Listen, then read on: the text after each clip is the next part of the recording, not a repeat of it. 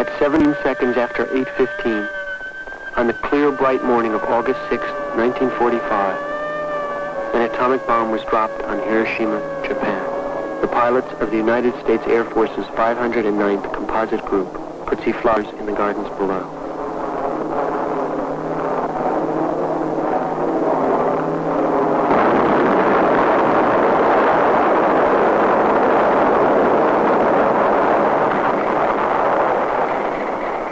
The bomb weighed 9,000 pounds and was as powerful as 12,500 tons of TNT. The bomb exploded within 100 feet of the target. The fireball was 18,000 feet across. The temperature at the center of the fireball was as hot as the surface of the sun. Near the center, people became nothing. Near the center, there was no sound. The light from the bomb flashed whiter than any white, like a sheet of traveling sun. Eyes turned up to the bomb melted. Within 9 seconds, 100,000 people were killed or doomed, and 100,000 more injured. Within 9 seconds, the city caught fire. Asphalt and steel burned like paper. Then the day grew black with smoke and dust. Over the city rose a cloud of smoke 40,000 feet high. 2 hours later, drops of black rain, the size of marbles, began to fall. Remember, I remember, a big light comes, very strong light. I never see so strong. I do not know what is happening. My friend, she and I are always together, but I could not find her. So dark it gets, so red like a fire. All is smoking dark red. I cannot see anyone. Many people run. I just follow. Pretty soon like fog. Red fog, then gray. And people down all around me. Many people look so awful. Skin come off. Just awful. Makes me so scared, so afraid. I never knew such hurt on people. Not human. I think if I'm in hell, it is like this. No faces, no eyes, red and burnt over things, like women's hair, dusty and smoking with burning. Many people go into the river. I watch them. Many people are drinking water, but they fall in and die, and they float away. Voices cry, calling names. I cannot hear because so many voices cry or calling names. So many voices.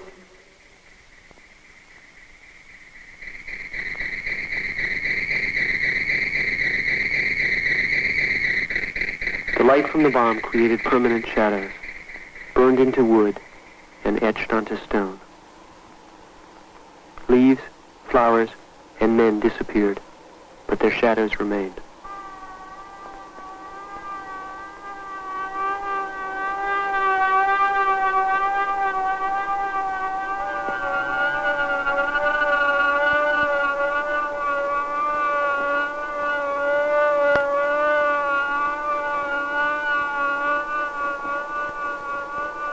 In Hiroshima on that day there was no panic, only ghastly stillness, the quiet of death. People moved slowly along the roads, like ghosts covered with dust and ash, and fell dead as they walked. By the river, people lay bleeding from their faces or hands, and died without weeping. People trapped under fallen houses called patiently, meekly, "Help, if I may ask."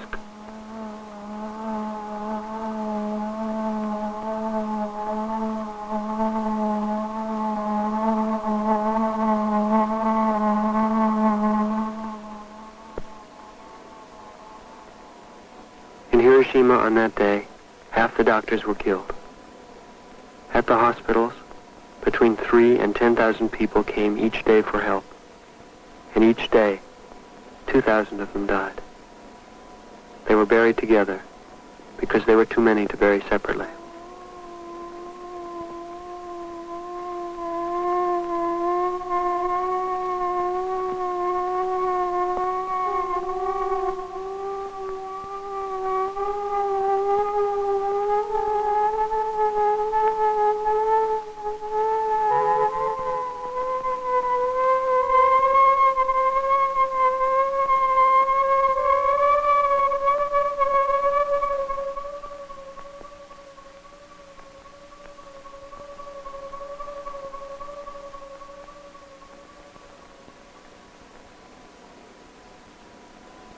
people lived in the hospitals. They had no other place to go. The center of Hiroshima was a reddish-brown scar 4 miles square. Between fallen buildings lay crumpled bicycles and shells of streetcars, halted in mid-motion. On piles of rubble and ash, children placed handwritten signs. "Sister, where are you?"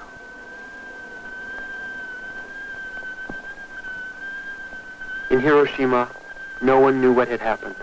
Almost no one heard the Japanese radio announce that the city had suffered some damage from what was believed to be a new type of bomb, and details were being investigated. Still, the war continued.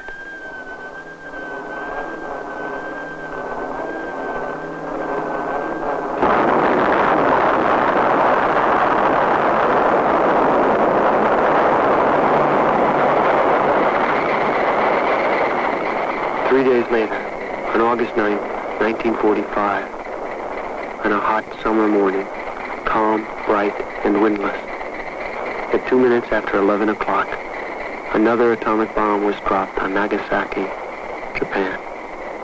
The descent lasted 40 seconds. The bomb exploded several miles from the target. In a single instant, 50,000 people died. Near the center, there was no sound.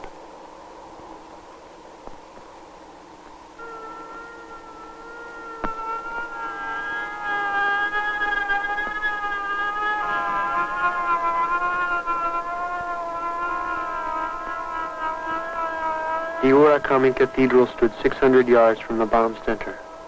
Here, statues turned black.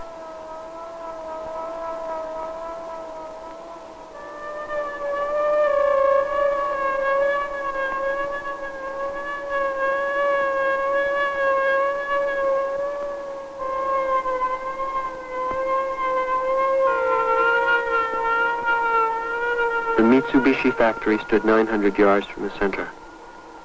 Here, 6,200 men were killed or injured.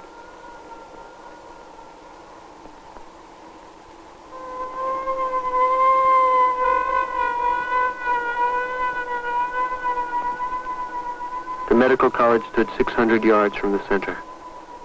198 faculty and students died. 238 were injured.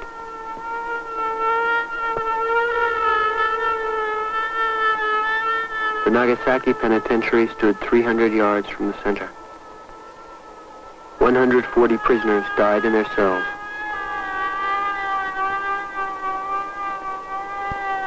School stood 50 yards from the center.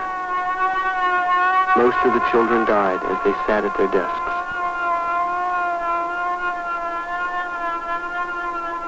"650 yards from the center, trolley cars blew off their tracks.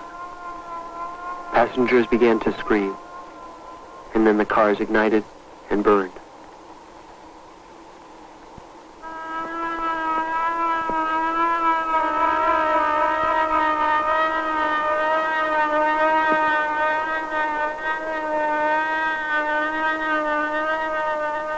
At that same instant, onto the skin of some women were burned patterns from their kimonos.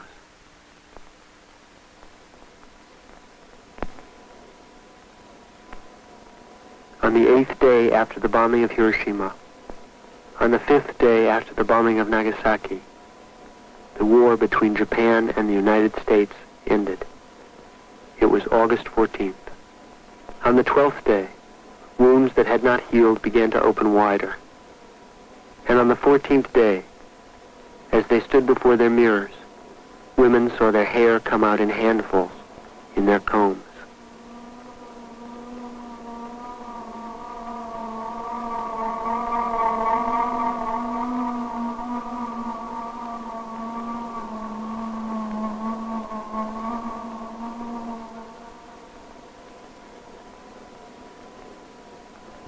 Hospitals filled with patients who had not seemed sick before. They were vomiting, bleeding from the gums, and purple spots appeared on their skin. Some could not be touched because their skin slipped off in huge, glove-like pieces.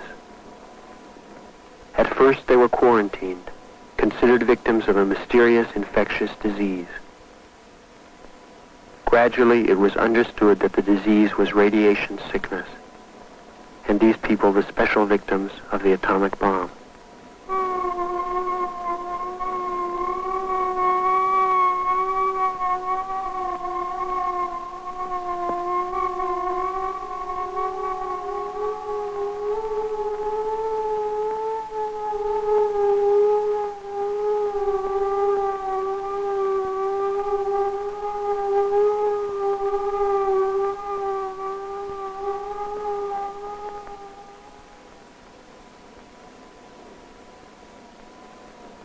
And by the 20th day after the bomb, vegetation began to grow wildly in the wreckage of the cities.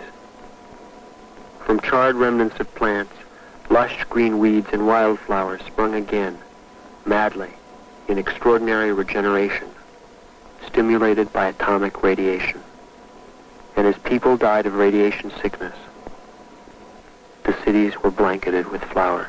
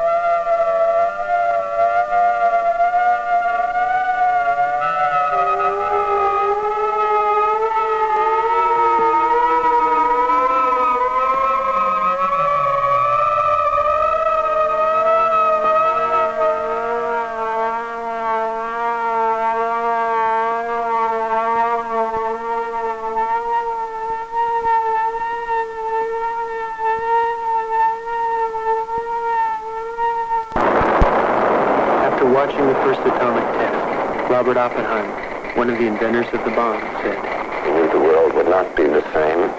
I remembered the line from the Hindu scripture, the Bhagavad Gita. Vishnu was trying to persuade the prince that he should do his duty, and to impress him, takes on his multi-armed form and says, 'Now I am become death, the destroyer of worlds.'" That was in 1945. Imagine 2,500 of those atomic bombs exploding in one place at one time, with a force of 31 million tons of TNT. Today, single nuclear weapons are being tested as powerful as this.